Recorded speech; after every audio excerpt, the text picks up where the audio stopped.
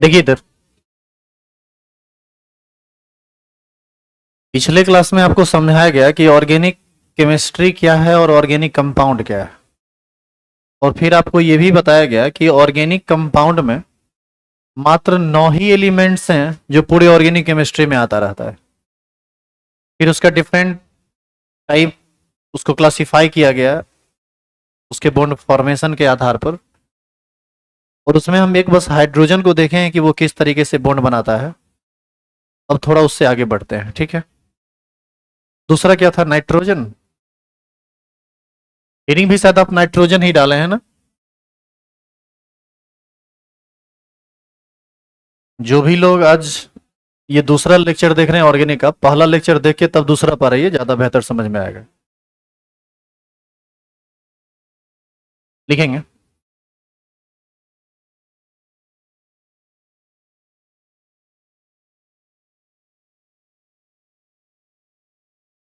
Nitrogen को indicate किया जाता है किस चीज से? कैपिटल एन से।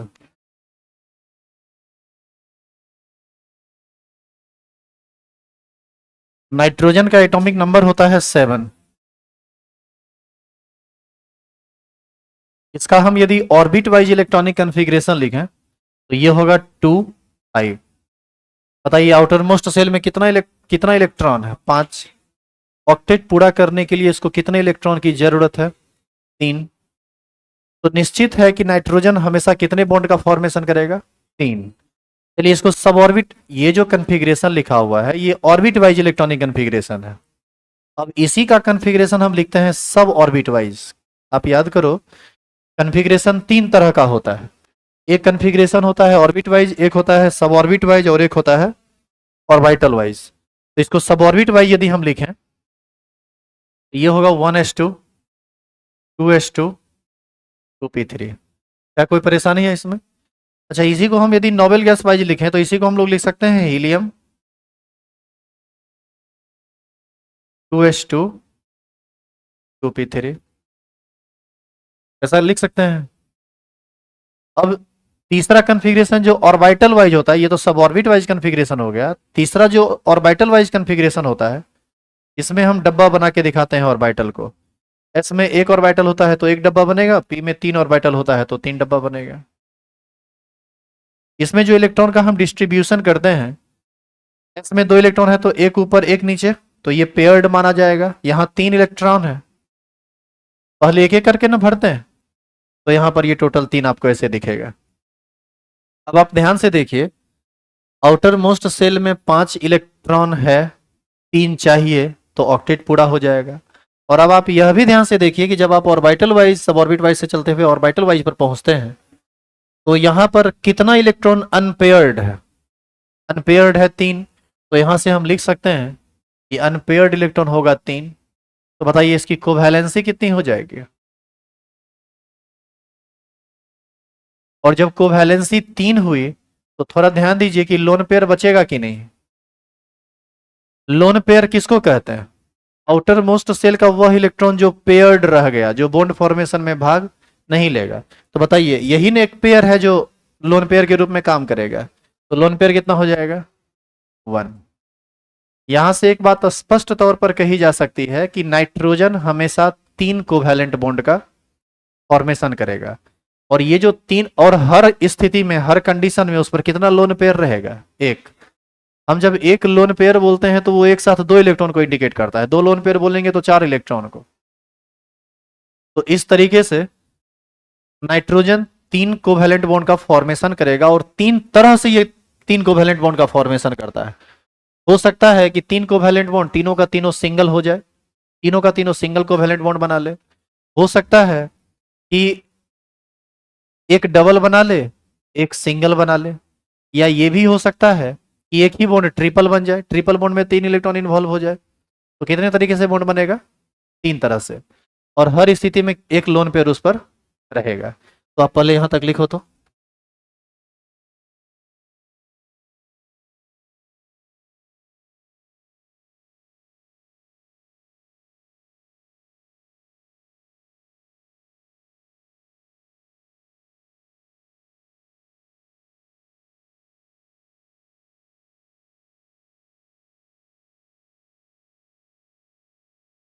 क्या यहां तक लिख चुके हैं आप?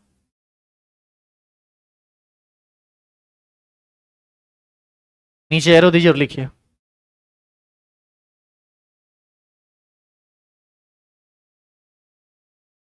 जो भी लोग खिस्सा कर रहे हैं ना, शांत हो जाइए। बड़ा शांति से कह रहे हैं। हम हल्ला करने लगेंगे तो झेल नहीं पाओगे हमको। हमारा तरीका थोड़ा अलग होता है हल्ला करने का। मुंह कान फुला देंगे, सही हो जाओगे। क्लास में बैठ के नाटक किया जा रहा है। तुम्हारा दिमाग तो काम करता नहीं है, दो दो प्लेटफॉर्म पर क्लास लाइव है, तुम नाटक किए जा रहे हो। तुमको बैठ के हम ये समझाते रहे कि तुमको चुप रहना है। इतना ही पतित हो गए हो तो यहाँ आने की क्या जरूरत है, घर में बैठ के खिस्सा करो। 40 मिनट शांत नहीं रह सकते हैं।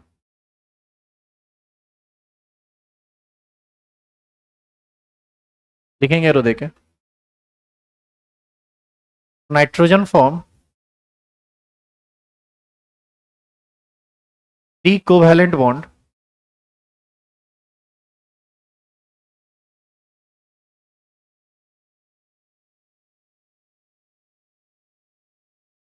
with other atom by three different ways.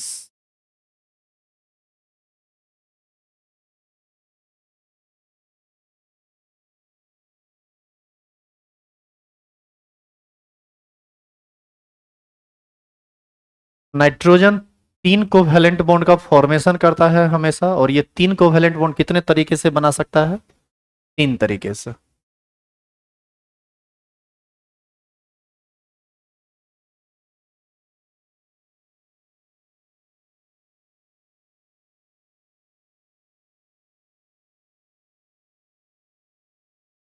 पहला तरीका है कि नाइट्रोजन तीनों का तीनों सिंगल बॉन्ड बना ले, तो भी इस पर लोन पेयर रहेगा। दूसरा तरीका है नाइट्रोजन एक सिंगल बॉन्ड एक एटम के साथ बनाए और एक डबल बॉन्ड किसी अदर एलिमेंट्स के साथ बना ले, यहां भी लोन पेयर रहेगा। और तीसरा तरीका है कि नाइट्रोजन एक ही बॉन्ड एक ही ट्रिपल बॉन्ड बना ले, तो भी उस पर एक ही लोन पेयर रहेगा। लोन पेयर को दिखाया जाना कोई जरूरी नहीं होता है, लेकिन इसका यह मतलब नहीं कि यदि दिखाया नहीं गया है तो उस पर लोन पेयर नहीं है। इस बात को आप हमेशा ध्यान रखेंगे कि नाइट्रोजन हमेशा तीन बॉन्ड बनाएगा, न्यूट्रल नाइट्रोजन हमेशा तीन बॉन्ड बनाएगा, और उस पर हर स्थिति में एक लोन पेयर रहेगा ही रहेगा। पूरे ऑर्गेनिक केमिस्ट्री में ये लोन पेयर, बॉन्ड का फॉर्मेशन और बॉन्ड का डिसोसिएशन यही चलता रहता है, और इस सब के लिए लोन पेयर और बॉन्ड पेयर सब जिम्मेदार होता है। तो आज यदि आप लोन पेयर बॉन्ड पेयर को ढंग से समझ लेते हैं तो आगे आपको कभी परेशानी बॉन्ड फॉर्मेशन में नहीं होगी। कौन कितना बॉन्ड बनाएगा उसमें नहीं होगा, तो स्ट्रक्चरली आप गड़बड़ नहीं करेंगे। ऑर्गेनिक का जो लैंग्वेज होता है उसमें आपको परेशानी नहीं होगी। अब यदि हम इसके एग्जाम्पल की बात करें तो एग्जाम्पल भी हम चाहें तो लिख सकते हैं। जैसे नाइट्रोजन के साथ तीन हाइड्रोजन जुड़ जाए, तो बताइए इसी को ना आप NH3 कहते हैं। इसके एग्जाम्पल के तौर पर यदि हम समझें, मान लो इधर हाइड्रोजन तो हमेशा सिंगल बॉन्ड बनाता है, हाइड्रोजन इधर जुड़ गया, इधर नाइट्रोजन जुड़ गया, और इधर मान लीजिए कि कार्बन जुड़ गया। आप 11th में पढ़े हैं कार्बन हमेशा चार बॉन्ड बनाता है। अभी हम कार्बन के बारे में डिटेल में थोड़ी देर के बाद बताएंगे, लेकिन अभी आपको हम बता रहे हैं कि कार्बन चार बॉन्ड बनाता है। अभी बनाया कितना? दो। मान लीजिए कि हम दो बॉन्ड किसके साथ जोड़ देते हैं? हाइड्रोजन के साथ। आपको अभी फोकस करना है किस पर? नाइट्रोजन पर। नाइट्रोजन कितना बॉन्ड बनाया है? तीन बॉन्ड बनाया है, जहां पर उसके पास एक लोन पेयर है, एक सिंगल और एक डबल। ये जो अगला एग्जाम्पल है, इसमें हम यदि एन के साथ ट्रिपल बॉन्ड सी जोड़ दें और सी के साथ एच जोड़ दें, याद कीजिए इसी को हम लोग HCN कहते हैं। यहां भी नाइट्रोजन पर कितना लोन पेयर है?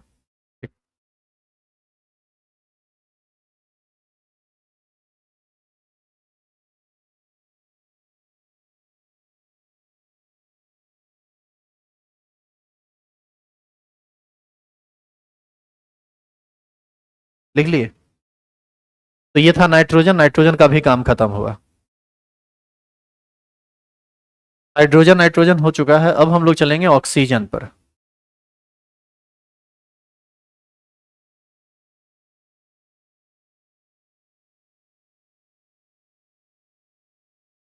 बढ़ो आगे। तीसरा एलिमेंट है ऑक्सीजन। ऑक्सीजन का सिंबल होता है कैपिटल ओ। ऑक्सीजन का एटॉमिक नंबर होता है 8। फर्स्ट सेल में 2 इलेक्ट्रॉन, सेकंड सेल में 6 इलेक्ट्रॉन। बताइए ऑक्टेट पूरा करने के लिए इसको कितना इलेक्ट्रॉन चाहिए? तो इसका मतलब है कि ये 2 कोवैलेंट बॉन्ड बनाएगा। इसको और बेहतर हम समझ सकते हैं ऑर्बिट वाइज, सब ऑर्बिट वाइज इलेक्ट्रॉनिक कन्फिग्रेशन में 1s2 2s2 2p4, या और करके चाहें तो इसी को हम नोबेल गैस वाइज लिखें तो लिख सकते हैं हीलियम 2s2 2p4। और इसी को यदि हम ऑर्बिटल वाइज दिखाना चाहें तो एस में फिर से 1 डब्बा बनेगा और पी में 3 डब्बा।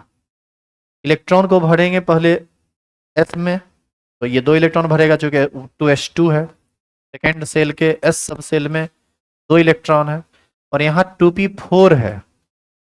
पी में 3 डब्बा बनाए हैं, आप पी में 4 इलेक्ट्रॉन भरिए। पहले आप याद कीजिए एक एक करके भरते हैं और बाद में पेयरिंग करते हो अपोजिट स्पिन में। तो यहां से स्पष्ट तौर पर देखा जा सकता है कि अनपेयर्ड इलेक्ट्रॉन कितना है? 2। और जो इलेक्ट्रॉन अनपेयर्ड होते हैं वही इलेक्ट्रॉन बॉन्ड फॉर्मेशन में भाग लेते हैं। इसीलिए अनपेयर्ड इलेक्ट्रॉन को समझना जरूरी होता है। अनपेयर्ड इलेक्ट्रॉन हो गया 2, कोवैलेंसी हो जाएगा 2, और आप थोड़ा बताइए तो लोन पेयर कितना? एक एस में एक पेयर है और एक पेयर पी में है, और ये सब बॉन्ड फॉर्मेशन में भाग लेगा नहीं, तो एक पेयर ये एक पेयर ये, यानी 2 लोन पेयर कहलाएगा।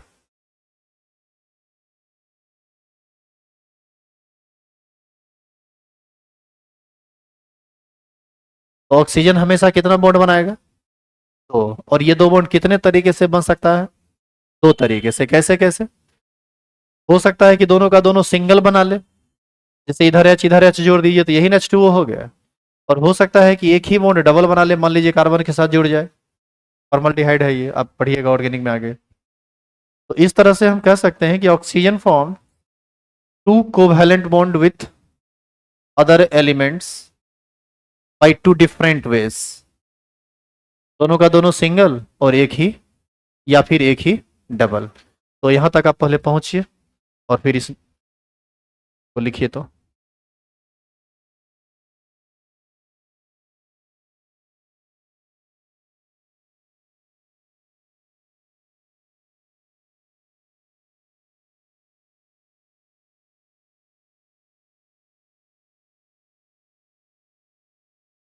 लिखेंगे oxygen forms 2 covalent bond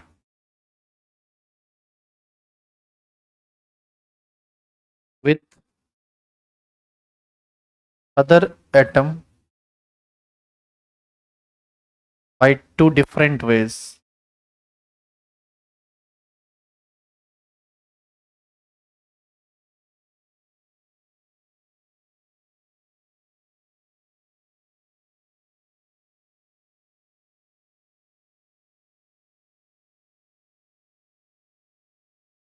change करो इसे।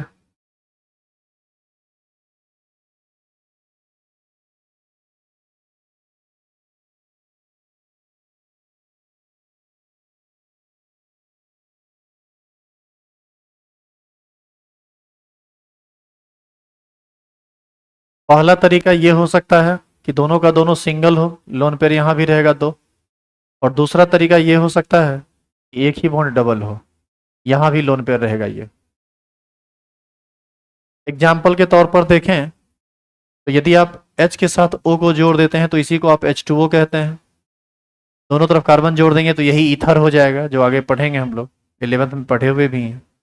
और यहाँ पर यदि ऑक्सीजन के साथ कार्बन जोड़ दो और कार्बन के साथ हाइड्रोजन जोड़ दो इधर, इसका भी 4 बॉन्ड पूरा हो गया, हाइड्रोजन का 1 बॉन्ड पूरा हो गया, ऑक्सीजन का 2 बॉन्ड पूरा हो गया। तो आपको मेनली फोकस करना है यहाँ ऑक्सीजन पर। तो ये था तीसरा एलिमेंट जो समाप्त हुआ।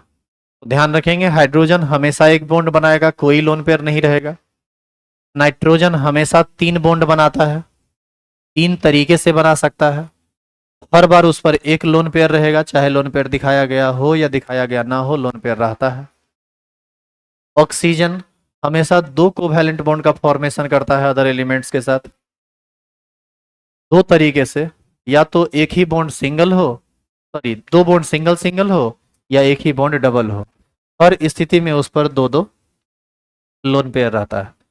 और हमारा अगला एलिमेंट है फ्लोरीन। फ्लोरीन का सिंबल होता है एफ, और जानिए ये दुनिया का सबसे ज्यादा इलेक्ट्रोनेगेटिव एलिमेंट में आता है। ये बात आपको पहले भी बताया गया है, 11th में पढ़े थे ना ये चीज। ये सब फिर से दोबारा बताया भी जाएगा।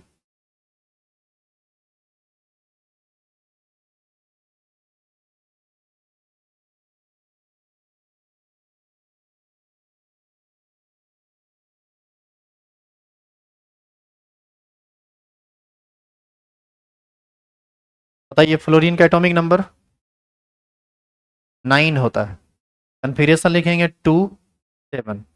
आप गौर कीजिए हाइड्रोजन में केवल एक ऑर्बिट था, और अभी जो तीन चार एलिमेंट आया है नाइट्रोजन ऑक्सीजन और फ्लोरीन, इस सब में केवल दो दो ऑर्बिट है, और दो ऑर्बिट है यानी दो ऑर्बिट वाला एटम है।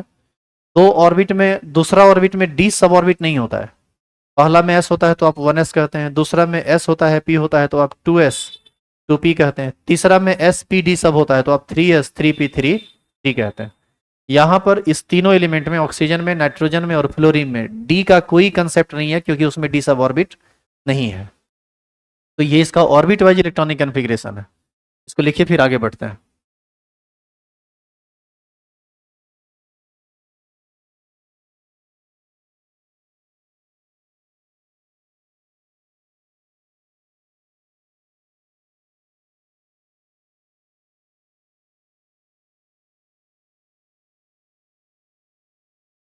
फ्लोरीन का atomic number 9, 1s2 2s2 2p5।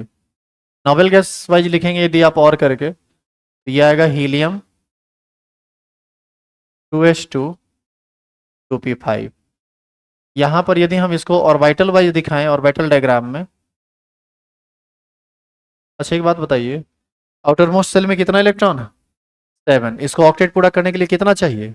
एक। तो ये हमेशा एक ही बॉन्ड का ना फॉर्मेशन करेगा। ये चीज इससे और बेहतर समझा जा सकता है। एस में दो इलेक्ट्रॉन है, तो यहाँ हम दो इलेक्ट्रॉन दिखाते हैं। यहाँ 5 है, पहले एक एक करके भरेंगे फिर अपोजिट स्पिन में पेयर करेंगे, तो यहाँ पर एक इलेक्ट्रॉन अनपेयर्ड बच जाता है। तो यहाँ पर अनपेयर्ड इलेक्ट्रॉन की संख्या कितनी हो गई? 1। अनपेयर्ड इलेक्ट्रॉन 1, तो कोवैलेंसी भी कितना?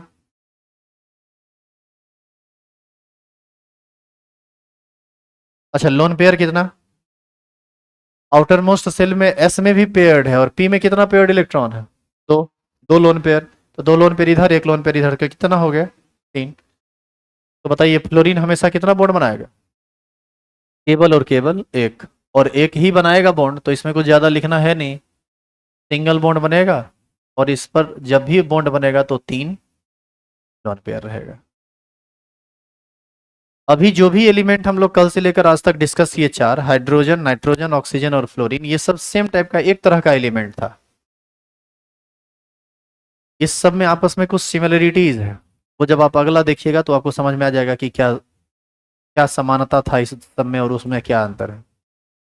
अब हम लोग ऑर्गेनिक केमिस्ट्री के सबसे इंपॉर्टेंट एलिमेंट कार्बन पर काम करेंगे। तो यदि आप यहाँ से यहाँ तक लिख लिए हैं तो हेडिंग डालिए तो कार्बन।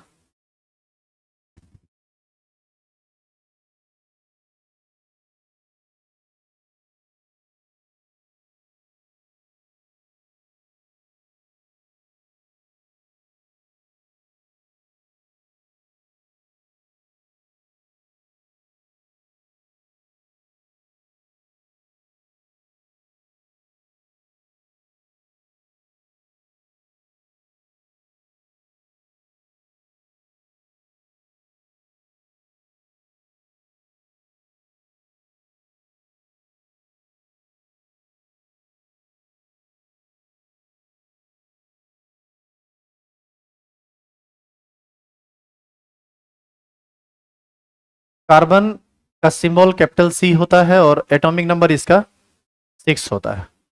चलिए फटाफट कन्फिग्रेशन लिखिए तो। 2 4 यही होगा ना। आउटर मोस्ट सेल में कितना इलेक्ट्रॉन? 4। कार्बन दो ऑर्बिट वाला एटम है जिसके आउटर मोस्ट सेल में 4 इलेक्ट्रॉन है, यानी इसका जो वैलेंस इलेक्ट्रॉन की संख्या है वो कितनी है? 4। ऑक्टेट पूरा करने के लिए इसको कितने इलेक्ट्रॉन की जरूरत है? 4। अब आप इसको थोड़ा इस रूप में देखिए, सब ऑर्बिट वाइज, यहीं से ये फंसेगा थोड़ा। 1s2 2s2 2p2, बोलिए यही ना कन्फिग्रेशन होगा। अच्छा, कुछ लोग बोल रहे थे कि सर लोन पेयर नहीं समझ पाते हैं, एक दो का शिकायत आया है। चलिए एक मिनट इधर देखिए तो। नाइट्रोजन की नाइट्रोजन का एटॉमिक नंबर 7 होता है, कन्फिग्रेशन होता है 2 5। लोन पेयर को ऐसे इजी वे में समझ सकते हैं इससे। तो 5 है तो बताओ ऑक्टेट पूरा करने के लिए कितना इलेक्ट्रॉन चाहिए? 3। तो दूसरे एटम से इसको 3 चाहिए, तब जाके इसका ऑक्टेट पूरा होगा। तो निश्चित है कि दूसरे एटम से 3 इसको चाहिए, तो शेयरिंग में ये अपना भी 3 देगा। जितना चाहिए उतना इधर से, कोवैलेंट बॉन्ड तो समान संख्या में इलेक्ट्रॉन के शेयरिंग से ना बनता है, तो 3 चाहिए तो 3 देगा ये भी। तो इसके 5 में से 3 चला जाएगा बॉन्ड फॉर्मेशन में, तो बचेगा कितना? तो 2 इलेक्ट्रॉन बचेगा। यदि हम उसको पेयर करके बोले तो 1 पेयर बचेगा। इसका मतलब है कि नाइट्रोजन पर कितना लोन पेयर होगा? 1। यदि हम यहाँ पर 6 कर दें और ये ऑक्सीजन कर दें 8, इसको 2 इलेक्ट्रॉन चाहिए बॉन्ड फॉर्मेशन के लिए, तो ये अपना भी 2 देगा। तो 6 में 2 बॉन्ड फॉर्मेशन में चला गया, तो बचा कितना? 4। 4 का पेयर कितना बनेगा? 2। तो इसके पास हमेशा 2 लोन पेयर होगा। कार्बन के आउटर मोस्ट सेल में 4 इलेक्ट्रॉन होता है, ऑक्टेट पूरा करने के लिए 4 इलेक्ट्रॉन और चाहिए। इसका मतलब अपने आउटर मोस्ट सेल का चारों इलेक्ट्रॉन बॉन्ड फॉर्मेशन में भाग ले लेगा वो। तो इसके पास बचेगा कितना? 0। आउटर मोस्ट सेल में कोई भी इलेक्ट्रॉन बैठा हुआ नहीं रहेगा। इसका मतलब है कि निश्चित रूप से आगे आएगा कि इसके पास लोन पेयर की संख्या 0 होगी। लेकिन इसमें कुछ बात उलझता है, आप उसको देखिए। अब इसका यदि हम अब नोबेल गैस वाइज कन्फिग्रेशन लिखें तो यहां लिख सकते हैं हम लोग हीलियम 2h2 2p2। और यदि हम इसी को ऑर्बिटल वाइज इंडिकेट करें तो ये कुछ ऐसा दिखेगा।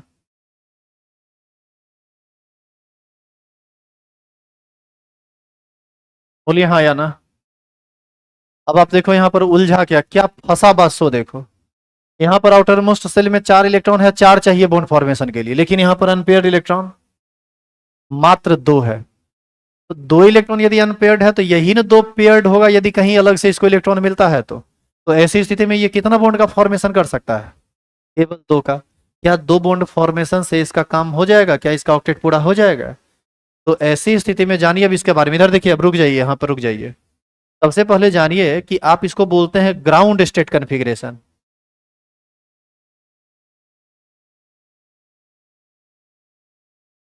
ग्राउंड स्टेट या इसको जीएस से सूचित करते हैं।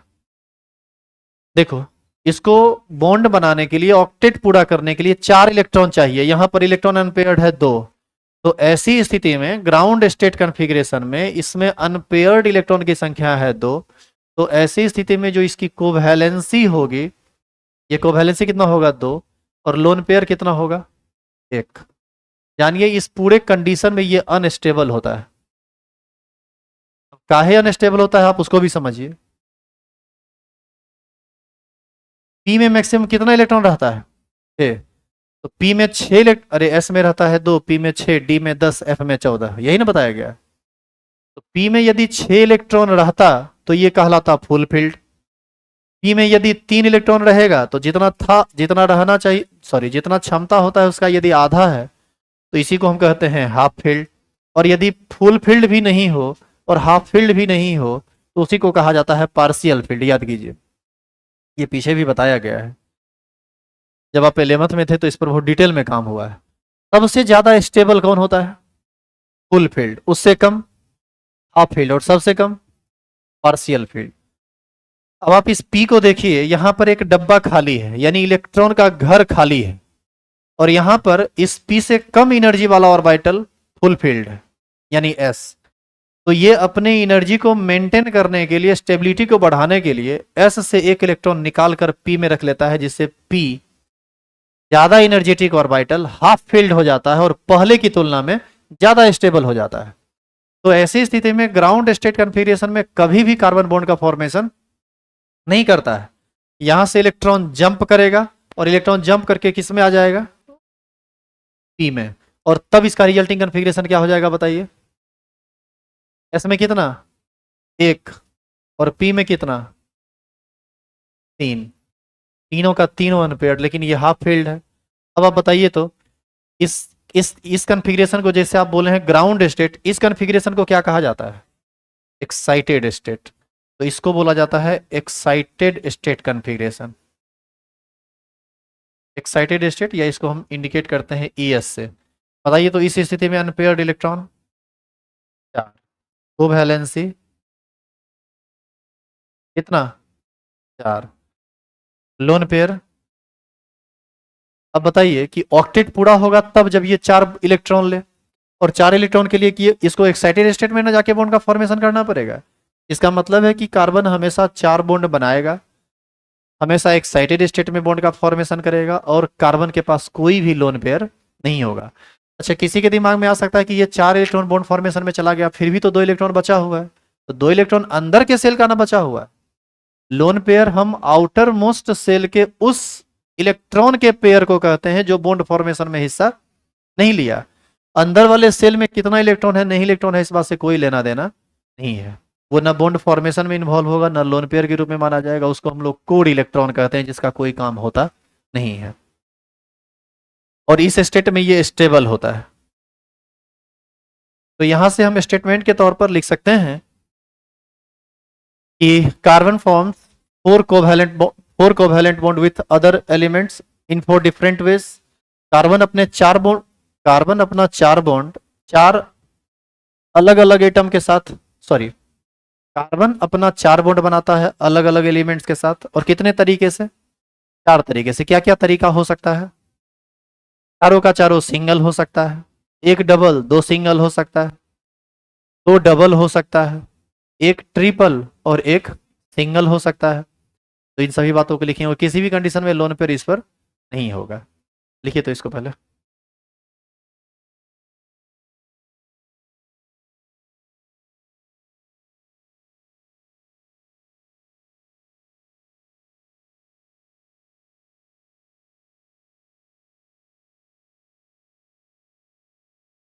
अब आपको एक बात समझ में आया कि वो चारों से डिफरेंट कैसे है? उसमें एक्साइटेड स्टेट वाली कोई बात हो रही थी क्या? इसमें एक्साइटेड स्टेट वाली बात हो रही है। इसमें पेयर्ड इलेक्ट्रॉन अनपेयर्ड होकर तब बॉन्ड का फॉर्मेशन कर रहा है।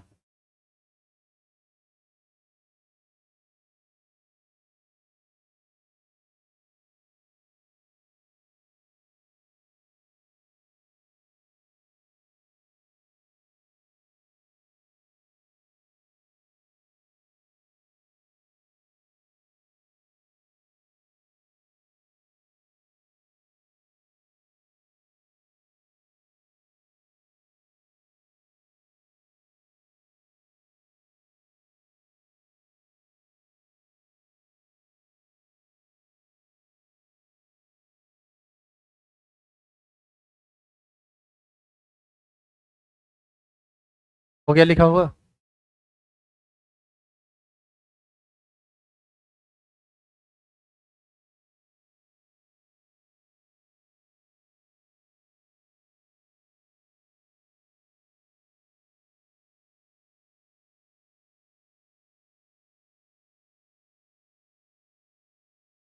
नीचे एरो दीजिए, लिखिए तो।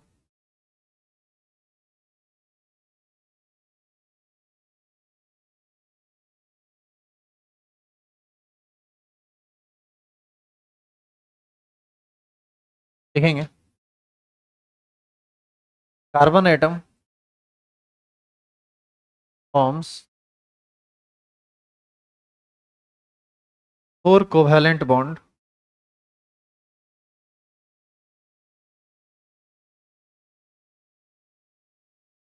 With other atom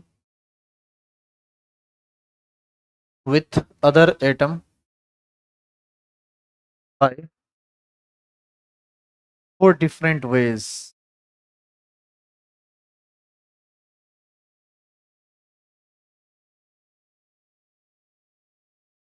under excited condition.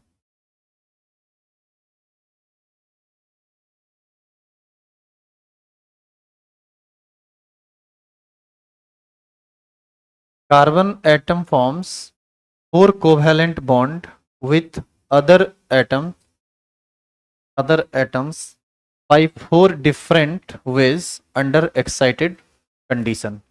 मतलब कार्बन हमेशा 4 बॉन्ड का निर्माण करता है अलग अलग एलिमेंट्स के साथ, अलग अलग एटम्स के साथ, 4 तरीके से। इस कंडीशन में, एक्साइटेड कंडीशन में,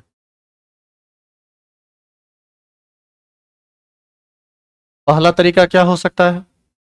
4 का 4 सिंगल। दूसरा तरीका क्या हो सकता है? 1 डबल 2 सिंगल। तीसरा तरीका हो सकता है दोनों का दोनों डबल। और चौथा तरीका हो सकता है 1 सिंगल और 1 ट्रिपल। यहां पर एक सवाल ये उठता है कि कार्बन 4 बॉन्ड क्यों नहीं बना सकता है एक ही एलिमेंट के साथ? मतलब टेट्रा कोवैलेंट बॉन्ड का फॉर्मेशन क्यों नहीं कर सकता है? जैसे होता है ना कि सिंगल कोवैलेंट बॉन्ड बनाया, डबल बनाया, ट्रिपल बनाया, तो टेट्रा कोवैलेंट बॉन्ड बना लेता। तो सुनिए इधर, कार्बन सिंगल बॉन्ड बनाएगा, डबल बॉन्ड बनाएगा अदर एलिमेंट के साथ या कार्बन के साथ, ट्रिपल बॉन्ड बनाएगा, लेकिन टेट्रा कोवैलेंट बॉन्ड का फॉर्मेशन कभी भी नहीं करेगा। इसका रीजन ये होता है, यहां पर बताइए तो कितना इलेक्ट्रॉन शेयरिंग में भाग ले लिया? 4। 4 इलेक्ट्रॉन जब शेयरिंग में भाग लेता है ना, तो इलेक्ट्रॉन पर चार्ज कैसा होता है? निगेटिव। तो इलेक्ट्रॉन का जो निगेटिव चार्ज होता है उसका जो रिपल्सन होता है वो इतना ज्यादा हो जाता है कि 4 इलेक्ट्रॉन के शेयरिंग के बाद वो आपस में स्टेबल रह ही नहीं पाता है। वैसी स्थिति में मैक्सिमम 3 तक तो बॉन्ड का फॉर्मेशन हो पाता है, लेकिन चौथा बॉन्ड नहीं बन पाता। चौथा बॉन्ड फिर बनेगा कैसे? तो 3 यदि एक के साथ बना लिया है तो एक किसी और के साथ बना लेगा, तो इससे क्या होगा कि चारों का चारों फिर इसमें घूम नहीं रहा है। मतलब एक ही एलिमेंट का चारों इलेक्ट्रॉन इसमें नहीं घूम रहा है, इसका 3 घूम रहा है और एक इसका घूम रहा है, मतलब बट जाता है वो अलग अलग ऑर्बिट में। अब जैसे मान लीजिए कि एक रूम में यदि 100 आदमी को डाल दिया जाए, रूम में जगह कम है तो अनस्टेबल थोड़ा फील करेगा। उसी को 2 अलग अलग रूम में डाल दिया जाए तो पहले की तुलना में थोड़ा ज्यादा स्टेबल होगा। यहाँ पर आदमी का मतलब इलेक्ट्रॉन से है, चूंकि इलेक्ट्रॉन आपस में इलेक्ट्रॉनिक रिपल्सन करेगा due to same nature of charge. तो ये टेट्रा कोवैलेंट बॉन्ड स्टेबल नहीं होता है। आपसे यदि कोई पूछे कि ये बॉन्ड क्यों पॉसिबल नहीं होता है, तो इसके पीछे का बस एक रीजन है, due to electronic repulsion. Electron के बीच का जो रिपल्सन होता है, और ये डेवलप क्यों होता है? Due to same nature of charge of electron. तो आप इस बात का ध्यान रखेंगे। यहां से ये सबसे इंपॉर्टेंट बात है इस एलिमेंट के रिगार्डिंग, कार्बन हमेशा 4 बॉन्ड बनाएगा, कभी भी ना 4 से ज्यादा ना कभी 4 से कम। खाली ध्यान रखना है कि कार्बन न्यूट्रल होना चाहिए तब। अभी हम सारे एलिमेंट्स को, जो सारे एलिमेंट के बॉन्ड फॉर्मेशन का जो हम नेचर बता रहे हैं, ये उसके न्यूट्रल कंडीशन पर बता रहे हैं।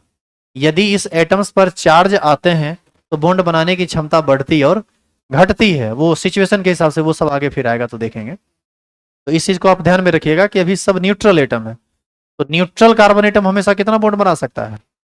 हमेशा 4। अच्छा, जैसे मान लीजिए कि कार्बन पर एक माइनस चार्ज है, अब बताइए तो ये कितना बॉन्ड बना सकता है? अब ये केवल 3 ही बना सकता है। कैसे? कार्बन के आउटर मोस्ट सेल में 4 इलेक्ट्रॉन होता है, एक माइनस का मतलब एक अतिरिक्त इलेक्ट्रॉन आया, यानी अब हो गया 5। ऑक्टेट पूरा करने के लिए इसको केवल कितने इलेक्ट्रॉन की जरूरत है? 3 की। तो 3 से ही काम चल जाएगा, तो 3 ही बॉन्ड बनाएगा। तो आप देखेंगे ये सब फिर आगे देखा जाएगा। तो इसका हम एग्जाम्पल नहीं करा रहे हैं, पूरा का पूरा केमिस्ट्री में ये भाड़ा पड़ा है। कितना देखिए, कर दें, लिख दें क्या? लिख लो एग्जाम्पल। CH4, ये वाला एग्जाम्पल इसका बीच वाले का है। CO2, ये वाला एग्जाम्पल है तीसरे का। और HCN तीसरे का। ये सब इसका एग्जाम्पल है, यदि आप एग्जाम्पल लिखना चाहते हैं तो।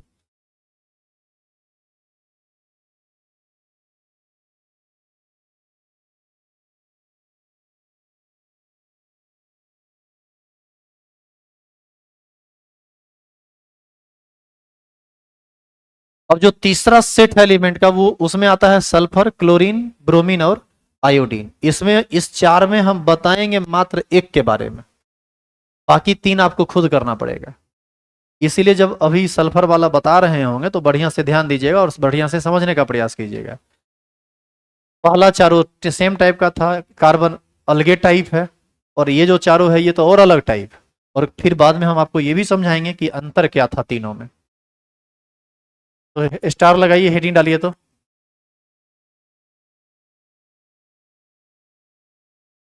सल्फर जिसका सिंबल होता है कैपिटल एस। Atomic number 16 286। बताओ इसको ऑक्टेट पूरा करने के लिए कितना इलेक्ट्रॉन चाहिए? तो ये दो कोवैलेंट बॉन्ड आसानी से बना सकता है। सब ऑर्बिट वाइज देखिए, 1s2 2s2 2p6 3s2 3p4। यदि हम नोबेल गैस वाइज कन्फिग्रेशन लिखें तो यहां से यहां का कन्फिग्रेशन नियन का कन्फिग्रेशन है। ये हो जाएगा नियन 3s2 3p4। अब यहां तक पहुंच के रुकिए आप पहले। अब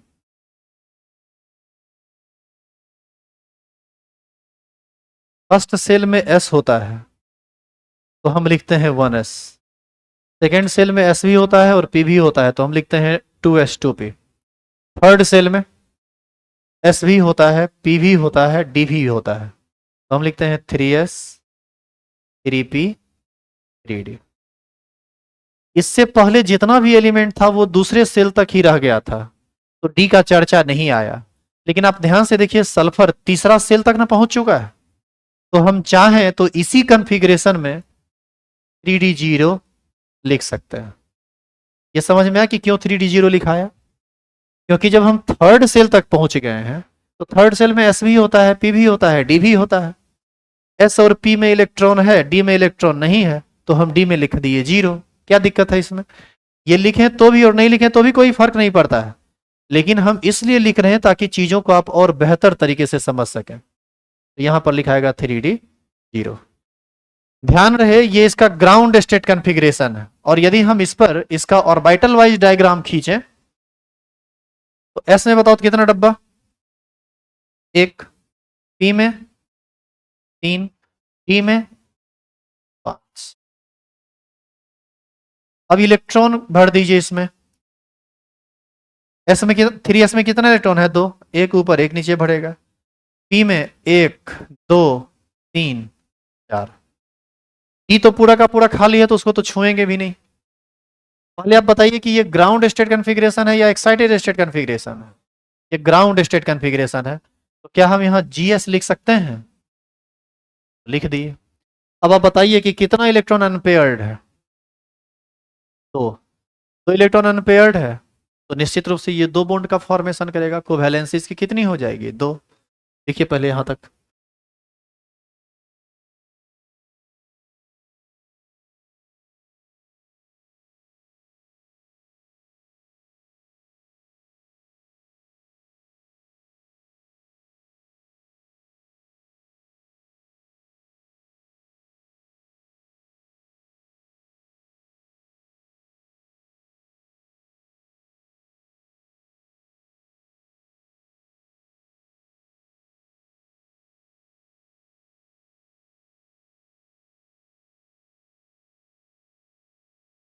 तो इसके नीचे लिखेंगे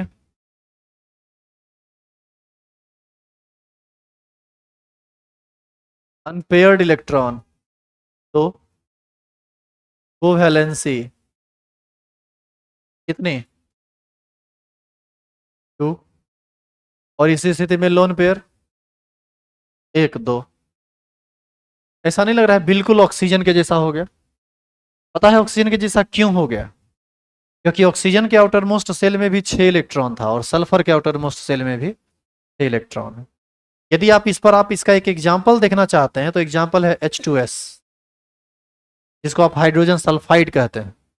स्ट्रॉन्ग रिड्यूसिंग एजेंट होता है ये।